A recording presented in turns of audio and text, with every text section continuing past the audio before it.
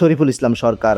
গাজীপুর জেলা শ্রমিক দলের আহ্বায়ক কমিটির সদস্য, শ্রীপুর উপজেলা শ্রমিক দলের সাবেক সভাপতি ও সাধারণ সম্পাদক, বর্তমান বাংলাদেশ জাতীয়তাবাদী গার্মেন্টস শ্রমিক দল ফেডারেশনের কেন্দ্রীয় কার্যকরী পরিষদের সহ দপ্তর সম্পাদক হিসেবে দায়িত্ব পালন করছেন। তার রাজনৈতিক বর্ণাঢ্য জীবনের আদর্শ অধ্যাপক doctor S M Rafiqul Islam Bachchu. ওনার পরামর্শে গাজীপুর জেলা ও শ্রীপুর উপজেলা শ্রমিক দলের নেতা শরীফুল ইসলাম সরকার এক রাজনৈতিক বরপুত্র। তার দীর্ঘ রাজনৈতিক জীবনে সাধারণ মানুষের কথা চিন্তা করে আওয়ামী শাসনামলে হামলা, মামলা, জেল জুলুম দমাতে পারেনি রাজপথে সাহসী এই বিএনপি নেতাকে। শরীফুল ইসলাম সরকার অত্যাচার ও জুলুমের বিরুদ্ধে এক প্রতিবাদী নেতা।